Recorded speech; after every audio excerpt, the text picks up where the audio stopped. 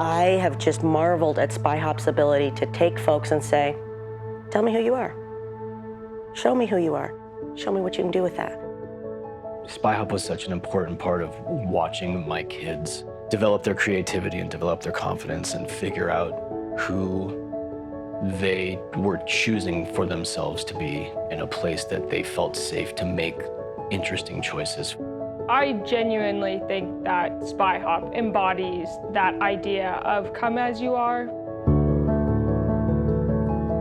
It was a very, very tumultuous time in my life at that point, and very much trying to figure out who I was and what I was doing. And so it felt like one of the first times that someone could see me as I was and inviting me to go where I wanted to as the person that I was, not the conflict that I was. And that was important to me at the time and transformational in a lot of ways.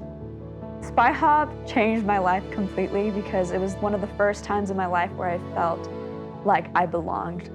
I believe that Spy Hop was the gateway into becoming who I am and not only exploring more of my passions, but really knowing my true identity. We are in a place where it's very important to be seen, but for my children to be able to come here and feel so seen from the jump, it's a different time and it's a lovely time.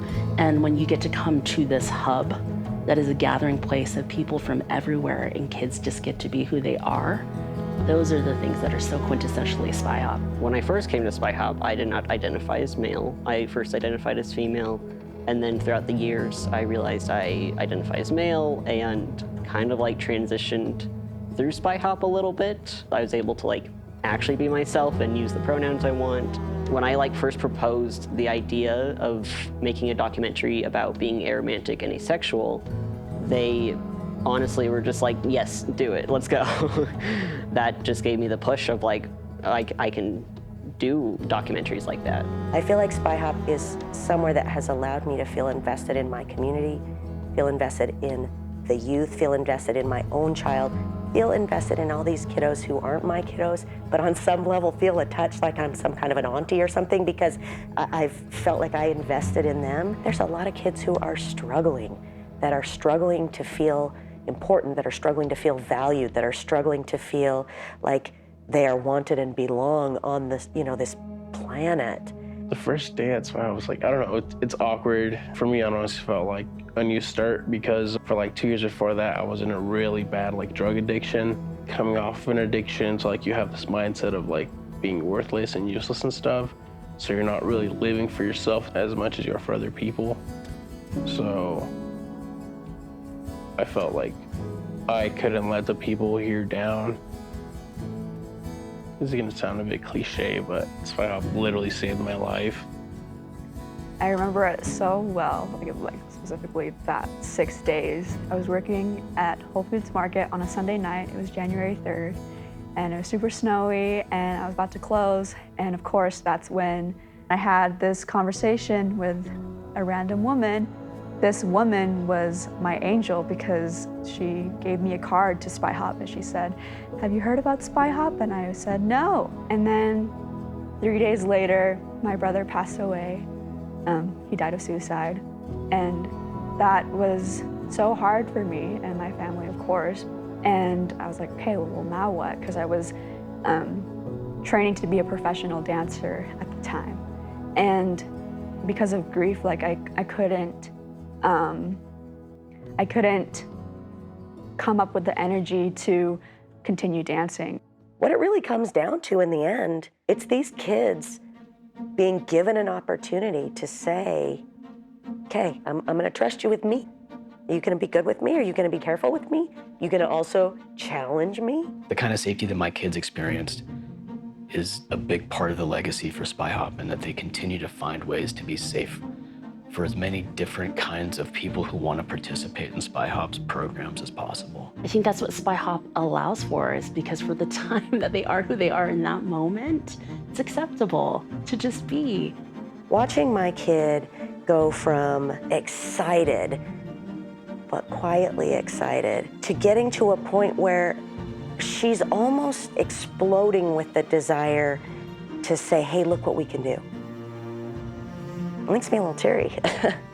I didn't anticipate getting emotional, but it makes me a little teary. Because where else does that happen? Not many places. Not many places. I'm nostalgic and warm for the experience my children had. And that feeds into a hopefulness for the kinds of opportunities that future students will have with SpyHop. My husband and I recognize we have some great things to teach, we have some good things to share, but we cannot do it alone. And to find a way for those bridges to be built in one building where you have kiddos come out on the other side, proud and tall and impressive and awe-inspiring, gobsmacking. The stuff that you get to be surprised about that you didn't realize you were going to be proud of. I don't know that you can put a value on that. SpyHop makes me feel hopeful. Hope for the future. It's a tough time. So, SpyHop makes me feel hope for a society that can learn from people who haven't been taught yet to close up, and to let us know that they still need us to be open and supportive and inclusive. Our kiddos don't have enough of that. Our kiddos need that. My time at SpyHop made me feel valued, Empowered. seen. Safe, comfortable, and worth it. Coming to SpyHop made me feel comfortable to be myself. Stronger in my identity as an artist. Like I had something to offer. Like I could do anything. Recently, I got hired at PlayStation Visual Arts, and I work in cinematics for video games as a technical artist.